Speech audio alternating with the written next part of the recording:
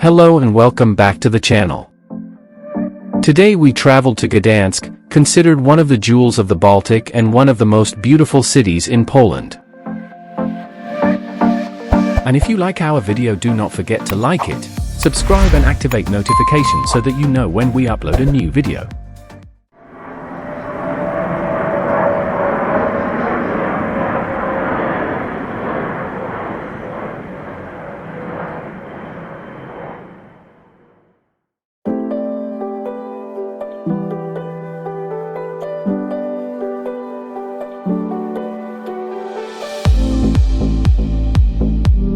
Gdansk, which has about 500,000 inhabitants, is the sixth largest city in Poland and the largest port city in the country. After our visit to Torun, we arrived in Gdansk in the afternoon, just in time to enjoy the sunset by the banks of the Motlawa River before starting our tour the next morning.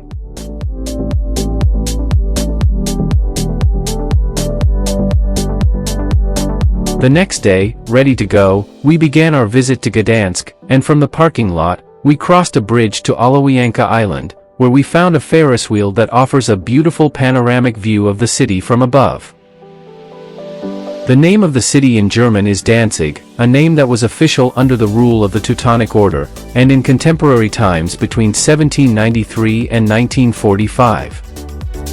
After the expulsion of the German army from the city during World War II, it was initially placed under the administration of the Red Army, and later became part of the territory of the People's Republic of Poland, to which it belonged until the fall of the Iron Curtain in the 1990s, when this state changed its name to the Republic of Poland.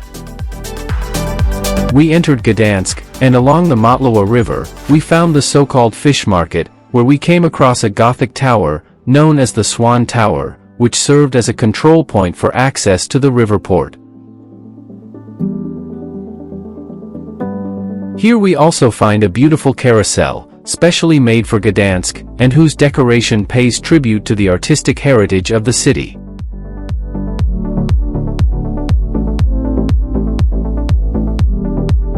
Although we tried to continue the visit along the riverbank, some construction work prevented us, and after a detour, we arrived at one of the most characteristic monuments of the city, the oldest and largest medieval port crane in Europe, which was built in the 15th century.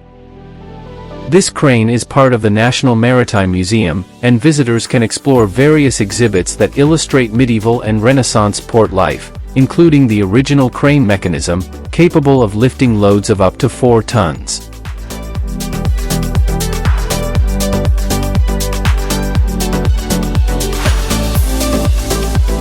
After the crane, we continued our stroll along the river, and through a small door, we re-entered the historic center, heading towards one of the many tree-lined squares in the city, where we encountered the Archaeological Museum, which is located next to the St. Mary's Gate, leading to one of the most famous streets in Gdansk, Amber Street, which ends near the imposing St. Mary's Basilica.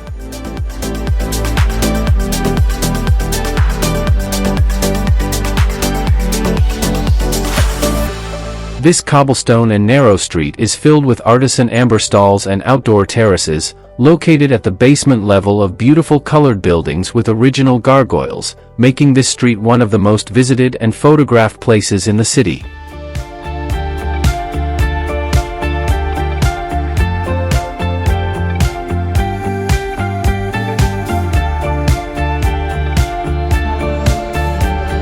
After enjoying the beautiful Amber Street, we came across a religious procession on a parallel street, typical of a country where more than 90% of the population identifies as Catholic, and where nearly 70% of the population claims that God plays a very important role in their lives.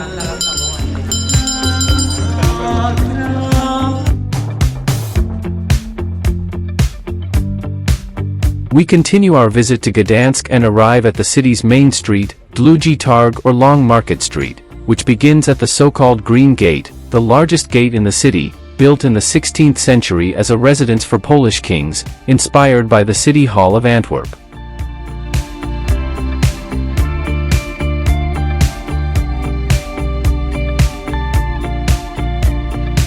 From here, the so-called Royal Route begins, which ends at the Golden Gate on the other side of the city.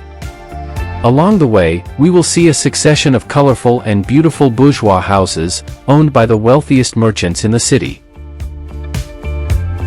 Along the way, we encounter monuments such as the Court of Arthur, a meeting place for merchants, the 17th-century Neptune Fountain, which represents the city's relationship with the sea, and the town hall that houses the City History Museum. Abandoning the royal route for a moment, we headed to the St. Mary's Basilica, which, as we mentioned, is located at one end of Amber Street. It is the largest Catholic church in Poland and the largest brick church in Europe.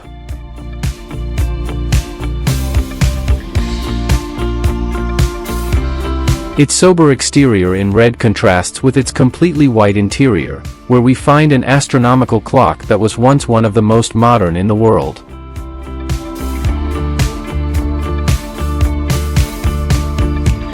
Its construction lasted 150 years, being completed in the 16th century, initially as a Catholic temple, but later becoming Protestant, and after its destruction during World War II, it became a Catholic temple once again.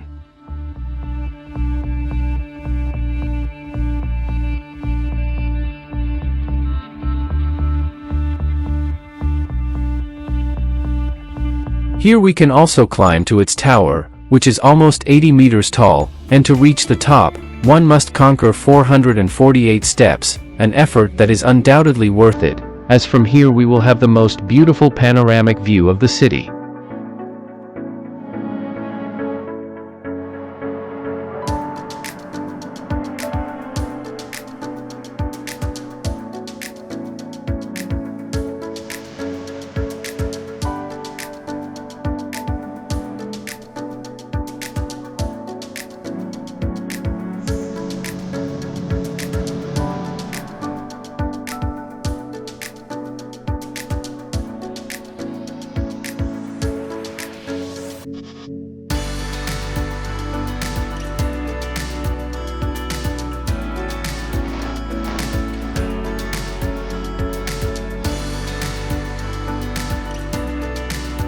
After the resounding farewell from the Basilica, we continued along Pilna Street, or Beer Street, filled with bars adorned with beautiful floral decorations, where we discovered other intriguing places, such as the Gallery of Antique Toys, a private collection of children's toys and school supplies, ranging from the 1920s to the 1980s and 90s. At the end of this street, we find one of the most beautiful buildings in the city. It is about the Great Armory, built in the early 17th century in Mannerist style, serving as a storage for weaponry in anticipation of a possible war with Sweden, across the Baltic Sea. We return once again to the royal route and arrive at the starting point, where the Renaissance Golden Gate is located, built in the 17th century over an earlier Gothic one. Crossing the Golden Door to the outside, we find the prison tower, built in the 14th century, which was used between the 17th and 19th centuries as a prison and torture chamber.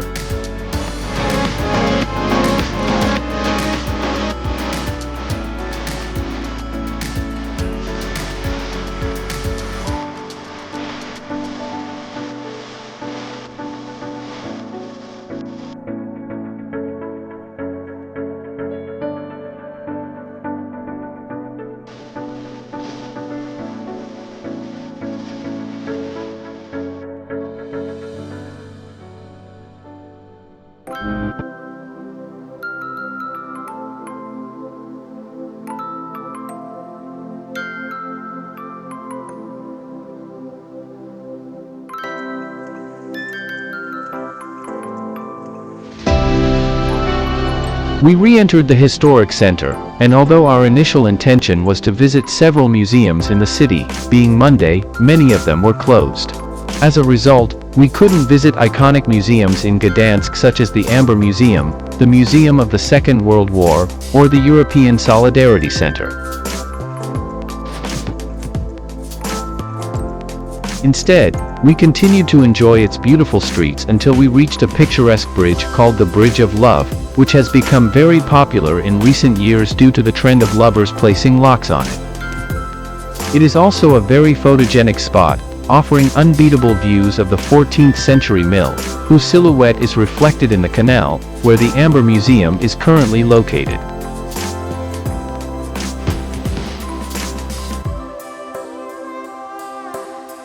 Next to it, we found a small park with a statue of the astronomer Jan Avelius, and a mural depicting one of his works, the map of the northern sky.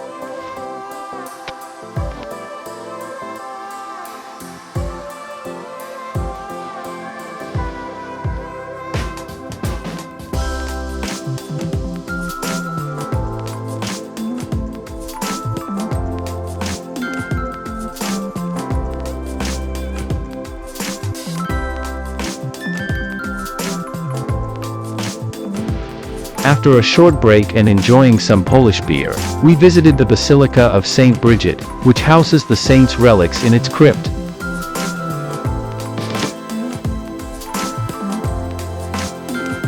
This church was built in the 14th century and completed in the early 15th century, but it was destroyed during World War II and was rebuilt in 1973. This church gained fame due to a series of strikes called by the shipbuilding industry of Gdansk, which were supported by its parish priest, who turned the church into a sanctuary for the Union.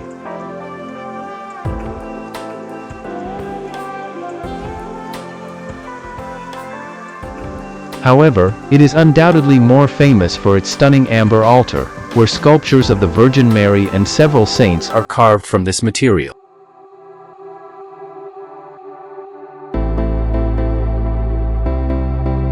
Continuing our walk, we arrived at other places we wanted to visit but that were also closed, the Post Office Museum. On September 1, 1939, during the German invasion, a fierce battle took place here to defend the building, a symbol of Polish resistance against the invader, which is commemorated in the museum inside.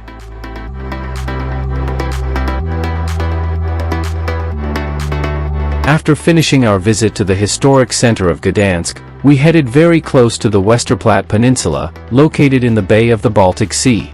It is a prominent location in World War II as this is where it began, at 4:48 a.m. on September 1, 1939, when a German battleship that had anchored 5 days earlier started the attack against the Polish garrison stationed on the peninsula.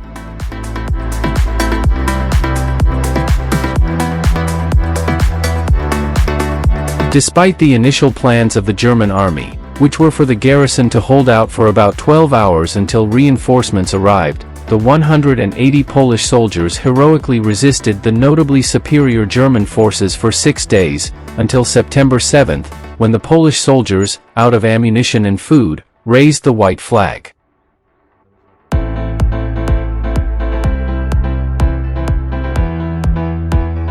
From that battle, only some ruins of the Polish military positions remain, in a place that is revered in Poland as a symbol of heroism, where in 1966, a large 25-meter-tall monument was erected, dedicated to those heroes.